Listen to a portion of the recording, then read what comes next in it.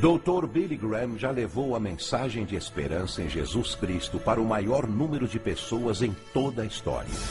Mais de 210 milhões de pessoas em 185 países ao redor do mundo foram tocadas pela mensagem do Dr. Billy Graham. Por mais de 60 anos, ele vem fazendo com que milhares de pessoas entreguem suas vidas a Jesus.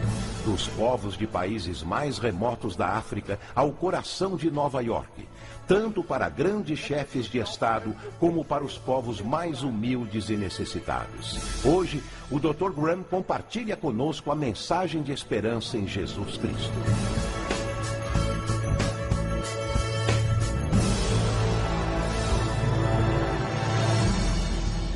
Há alguns anos atrás, 2 filmes britânicos receberam o Oscar da Academia de melhor filme do seu respectivo ano. E ambos foram a respeito de 2 homens. Um foi Eric Liddell e o outro foi Gandhi. Ambos tiveram a força e a coragem, quando sob pressão, de dizer não a si mesmos, de exercer autodisciplina. Quero tomar como meu texto de hoje 1 Coríntios, capítulo 10. Começando com o versículo 12. Aquele, pois, que pensa estar em pé, veja que não caia. Não vos sobreveio tentação. Ouçam isto. Não vos sobreveio tentação que não fosse humana.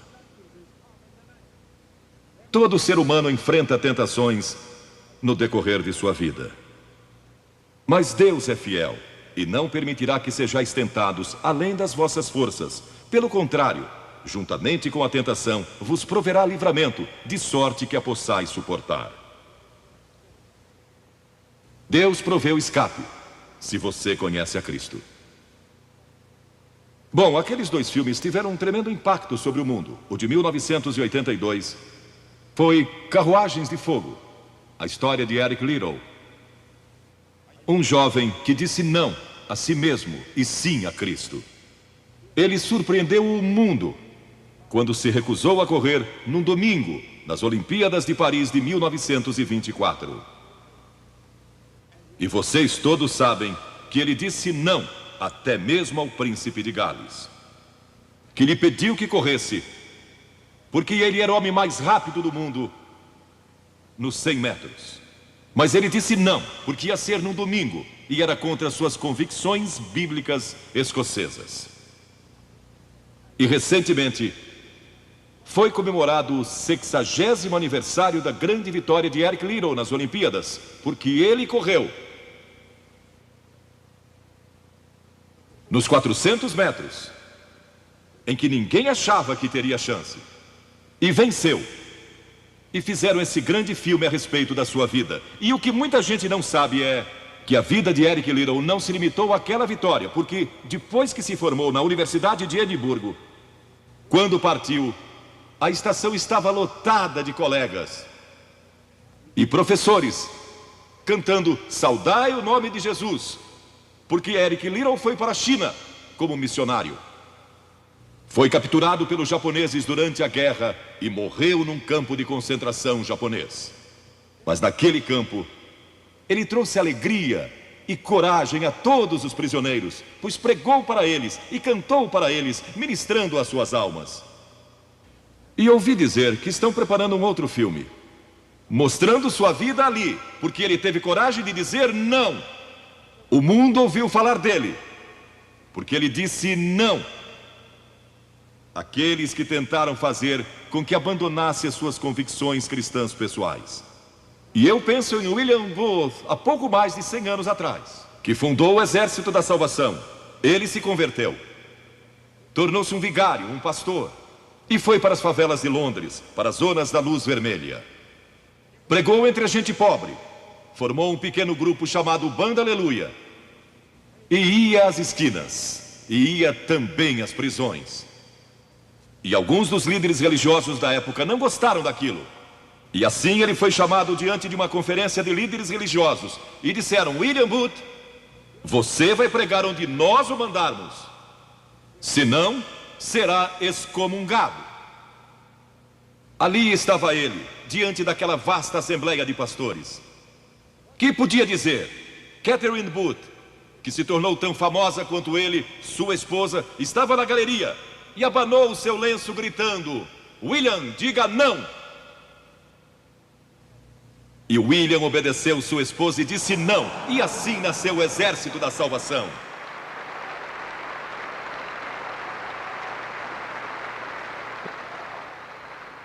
Lemos muitas histórias na Bíblia a respeito de jovens que disseram não e mudaram o curso da história.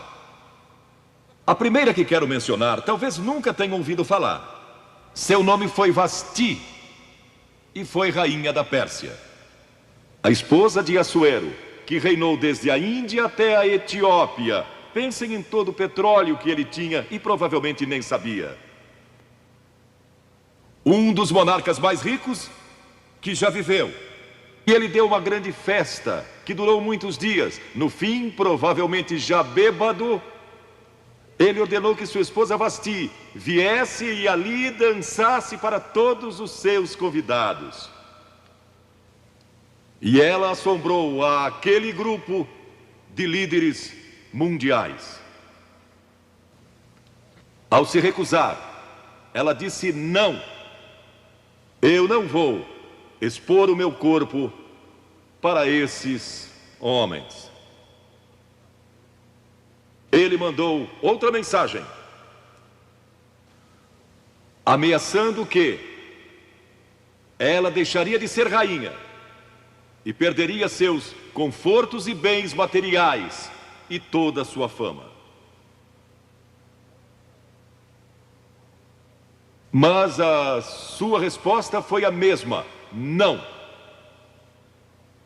E ela mudou a história, porque foi deposta como rainha. Nada mais sabemos.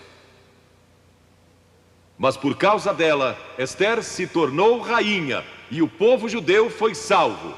E até o dia de hoje, o povo judeu celebra um grande feriado, porque uma mulher disse não e abriu a porta para a salvação do povo judeu, porque havia um homem como Hitler, e era o primeiro-ministro do país, decidido a destruir e aniquilar os judeus. Agora, a Bíblia tem muito a dizer a respeito de sensualidade e lascívia e depravação.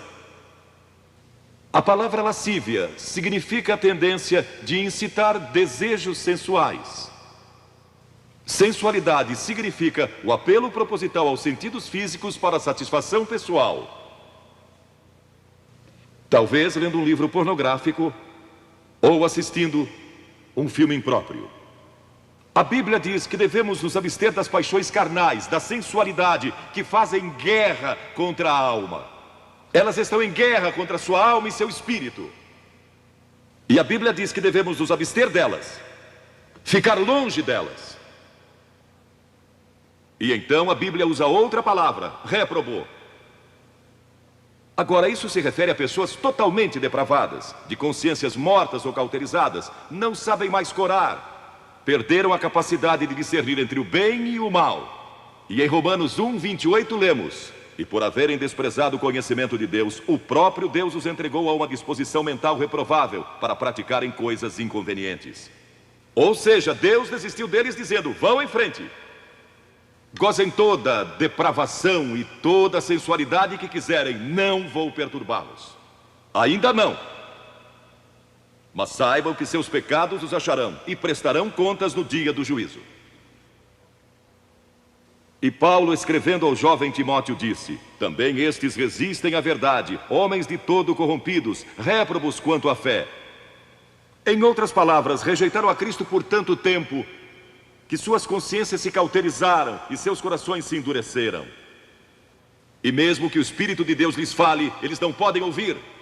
É por isso que é importante que você aceite a Cristo quando é jovem. É importante que venha a Cristo agora. Se o Espírito de Deus está falando com você, entregue a sua vida a Cristo. Porque o dia pode chegar em que a sua consciência esteja morta e você não possa mais ouvir a voz de Deus. Ela disse não. Mas Vasti, você vai perder o trono, vai perder suas riquezas, pode até perder sua vida. Ela disse: minha resposta é não. Qual é sua resposta hoje àquelas coisas que são erradas? À mentira, à lascívia, à cobiça, ao preconceito racial? Qual vai ser? Você vai disciplinar seu corpo? Vai permanecer firme às convicções que Cristo e a Bíblia ensinam? Ou vai ceder e seguir pelo caminho largo que leva à destruição? Ou vai entrar pela porta estreita e pelo caminho apertado que conduz à vida eterna? Qual vai escolher? Você tem uma escolha hoje. Deus nunca vai forçá-lo a escolher. E então houve um outro jovem, um jovem chamado Daniel. E a Bíblia diz que Daniel resolveu em seu coração que não se contaminaria com as finas iguarias do rei, nem com o vinho que ele bebia. Agora, Daniel era um jovem que tinha um propósito. Ele havia sido capturado em Jerusalém. Quando o exército de Nabucodonosor invadiu a cidade, ele foi capturado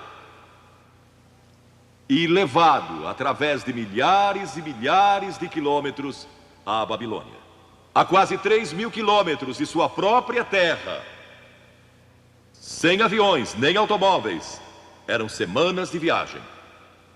Mas ele estava resolvido a servir a Deus, e não devia ter mais de 12 ou 15 anos de idade. E Nabucodonosor, o grande rei, levara cativos de Jerusalém para a Babilônia, e ordenou que aqueles jovens, em quem não havia defeito, de boa aparência e instruídos em toda a sabedoria, fossem ensinados em sua corte, para que ele pudesse usá-los. Ele queria usar aqueles jovens judeus, porque sabia que eles tinham um dom especial. E durante o período de treinamento, mandou que lhes dessem os melhores vinhos e as mais finas iguarias, e todos os confortos disponíveis na corte de Nabucodonosor. Mas Daniel disse: não, não quero o vinho do rei, e não quero as iguarias do rei. Quero dormir no chão, não numa cama de penas. Quero viver uma vida simples e também disciplinada. Que diferença dos que mal podem esperar pelo dia em que possam sair de casa e se divertir. Mas não Daniel. Daniel estava longe de casa e ninguém saberia se ele fizesse algumas dessas coisas. Ninguém saberia se ele tivesse uma namorada e dormisse com ela, ou se embebedasse com o melhor vinho do rei. Ninguém saberia lá em Jerusalém, e ele poderia ter se tornado muito popular. Mas esse primeiro não, quando jovem, preparou-o para o grande não, quando era primeiro-ministro da Babilônia. E foi lançado na cova dos leões, porque não abandonou sua fé em Deus. Nós nos contaminamos ao comer demais, ou ao nos embebedarmos, ou ao tomar drogas, ou gastando tempo demais assistindo televisão, ou indo aos cinemas. Jesus declarou em Lucas capítulo 21: acautelai-vos, para que nunca vos suceda que os vossos corações fiquem sobrecarregados com as consequências da orgia e das preocupações deste mundo, e para que aquele dia não venha sobre vós repentinamente. O apóstolo Paulo disse: não disponhais para a carne no tocante às suas concupiscências. E Pedro disse: porque basta o tempo decorrido para terdes executado a vontade dos gentios, tendo andado em dissoluções, concupiscências e em detestáveis idolatrias. A Bíblia diz que devemos disciplinar nossas mentes e também nossos corpos, e disciplinar o coração pela nossa fé em Cristo. E então houve outro jovem chamado José, que foi vendido para o Egito pelos seus irmãos e se tornou escravo de um homem chamado Potifar. E Potifar tinha uma linda esposa, e José era forte e bonito. E em Gênesis, no capítulo 39, se quiserem ler a história, lemos a respeito da tentação de José. A esposa de Potifar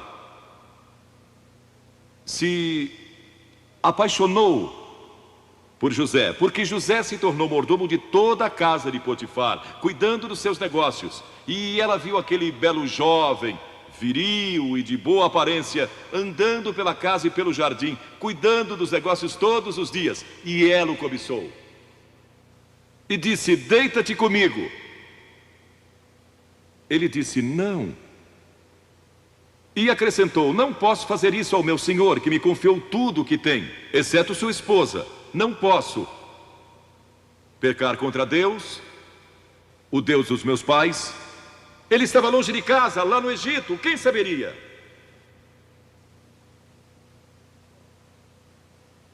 Mas disse não. E quando disse não, na última vez, ela o agarrou e ele fugiu dela, deixando sua capa.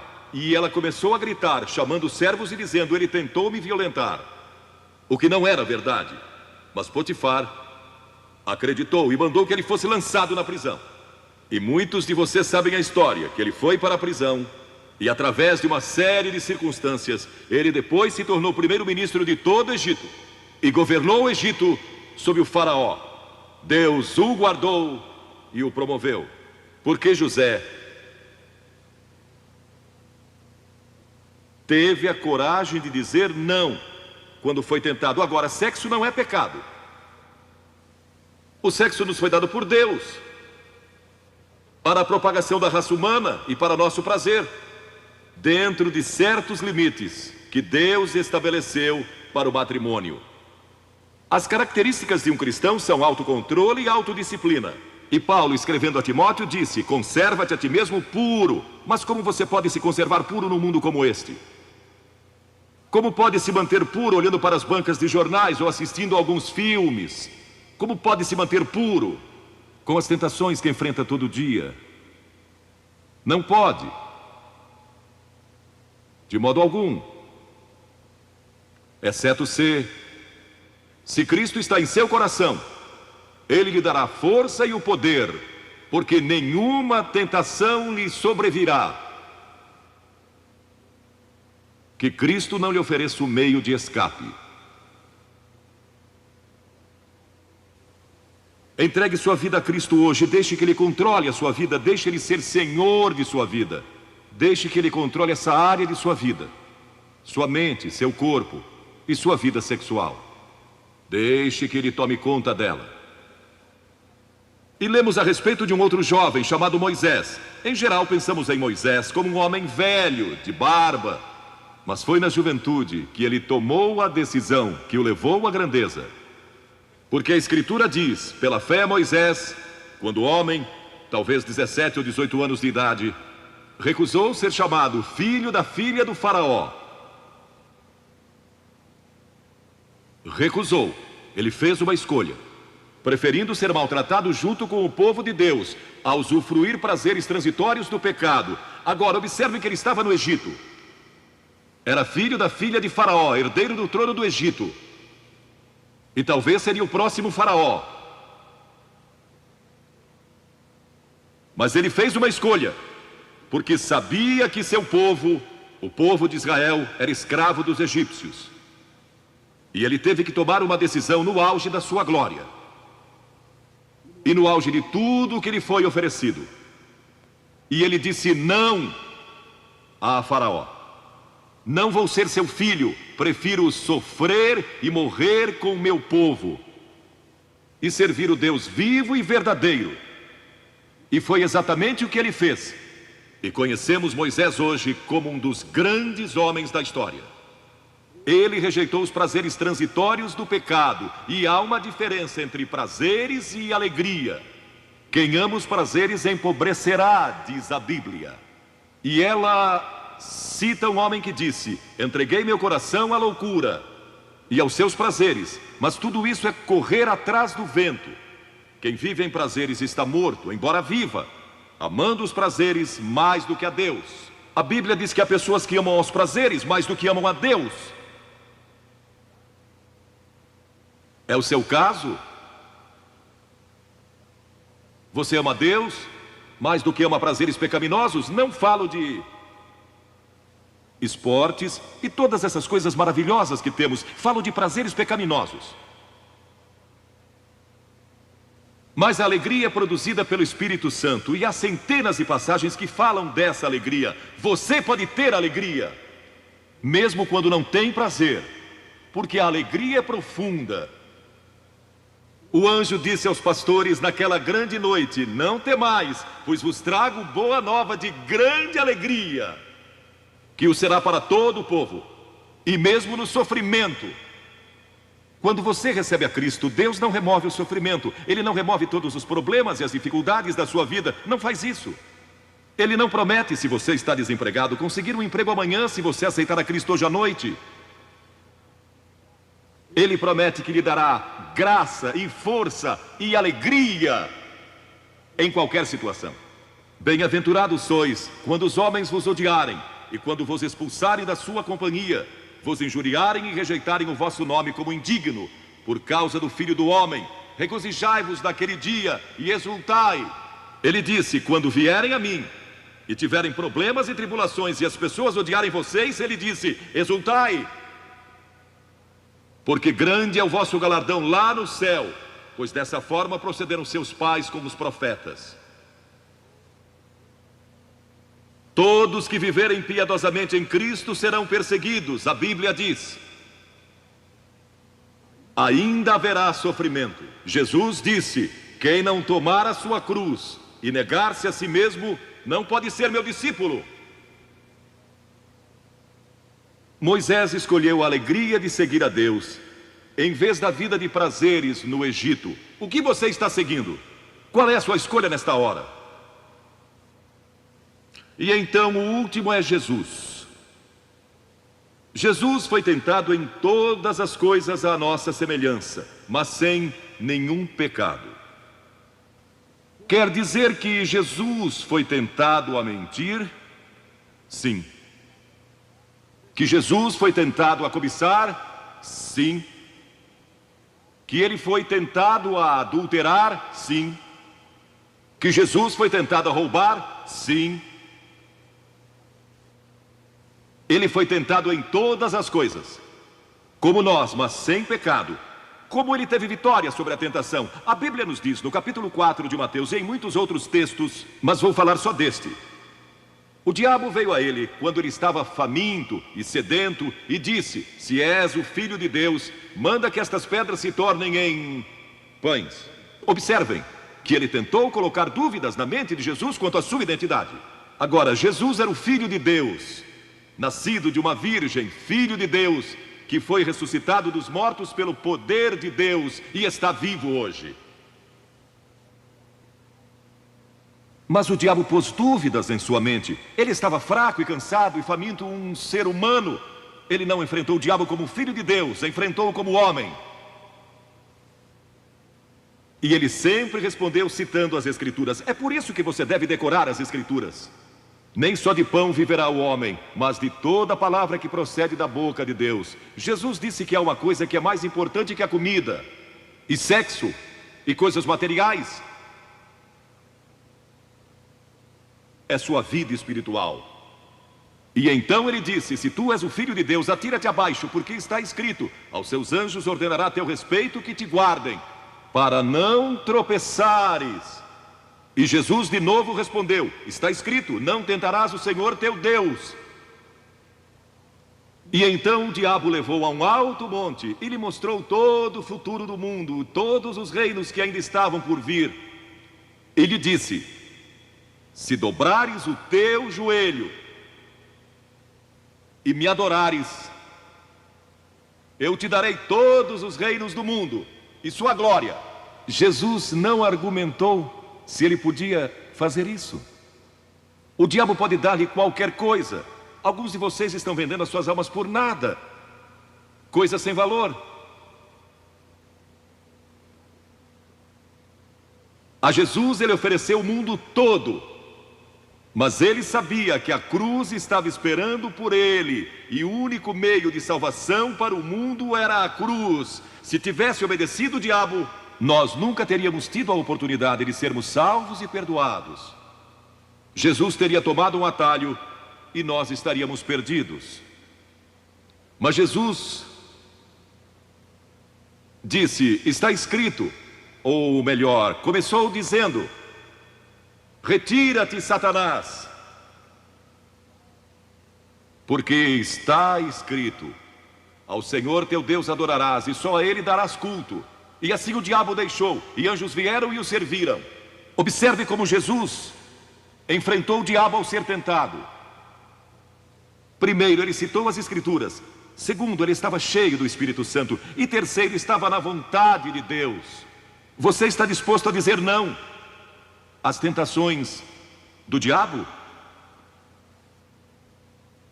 Está? Pense nisso.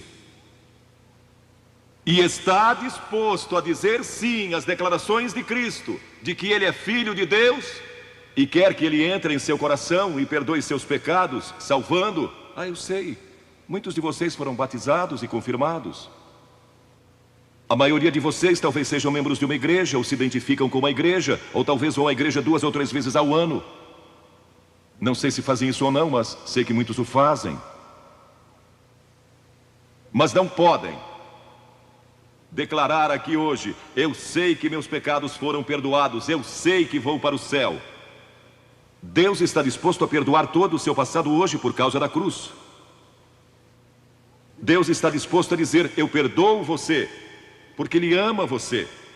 E Deus se interessa por você como se você fosse a única pessoa em todo o mundo. E você pode recebê-lo nesta noite. Você diz: o que preciso fazer? Primeiro, deve estar pronto a se arrepender dos seus pecados. O primeiro sermão de Jesus foi sobre arrependimento. E a palavra arrependimento significa mudança, mudar suas ideias, mudar seu estilo de vida. Deixar que Cristo entre e o ajude a mudar. Está pronto a fazer isso? Não pode mudar por si mesmo. Mas Ele o ajudará a mudar. Não que você será perfeito. Significa que vai dar à sua vida uma nova direção. E Ele estará com você para ajudá-lo. À medida que você anda dia a dia com Cristo. Ah, você vai falhar e vai errar. Não vai ser perfeito. Mas Cristo estará com você. Se estiver pronto a se arrepender, diga a Deus: nesta hora eu pequei e me arrependo. E estou pronto a mudar. E então a segunda coisa é que você o recebe pela fé. Cliff disse há pouco que você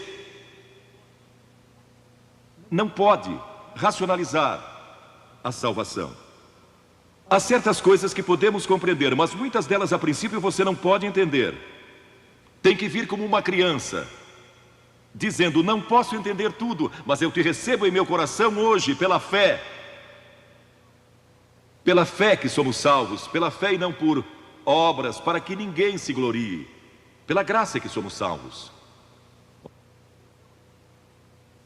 E então a terceira coisa: você está pronto a sair daqui hoje dizendo: vou segui-lo e servi-lo o melhor que me for possível. Sabem, em nossa reunião em Bristol, algumas semanas atrás, estava ali um jovem de 17 anos, e ele tinha ido à autoescola aquela tarde, e pediu que seu instrutor o deixasse em um dos portões do estádio. E entre aquela multidão ele encontrou sua família, que tinha sido convidada para a cruzada. E no encerramento, ele e sua irmã fizeram o que vou pedir que vocês façam hoje. Vieram à frente e ficaram diante da plataforma, indicando que estavam entregando suas vidas a Cristo. Uma semana depois, esse rapaz de 17 anos morreu num acidente num túnel que desmoronou. Talvez vocês até tenham lido nos jornais. Ele disse sim a Cristo, nunca imaginando que em poucos dias ele estaria indo ao céu. E nós o veremos lá outra vez. Você sabe para onde iria se isso acontecesse com você? Certifique-se antes de sair daqui. Vou pedir que saiam dos seus lugares agora, centenas de vocês, talvez milhares até, e venham e fiquem aqui na frente, calmamente e reverentemente, dizendo ao vir: eu me arrependo dos meus pecados, quero receber a Cristo em meu coração, quero saber que fui perdoado e que um dia vou para o céu, quero esta nova vida. Você diz: mas Billy, por que você pede que venhamos publicamente? Por que em público? Porque toda pessoa a quem Jesus chamou no Novo Testamento chamou em público. Ele disse: se não estiver disposto a me confessar diante dos homens, tampouco eu o confessarei diante do meu Pai que está nos céus. Jesus morreu publicamente por você, despido, sangrando, diante de toda aquela multidão. Por você. Certamente você pode vir à frente hoje declarar sua entrega a Cristo. Não somente os jovens, talvez você tenha 70 ou 80 anos. E Deus falou com você hoje. Levante-se e venha. Vamos esperar por você. Você que está assistindo pela televisão, em outras partes da Inglaterra ou do mundo, também pode tomar uma decisão por Cristo agora. Entregue sua vida a Cristo hoje e tome a decisão que estas pessoas estão tomando, estas centenas de pessoas. Vimos mais de 3.000 pessoas todas as noites. Que Deus o ajude a tomar essa decisão hoje. E procure uma igreja mais próxima.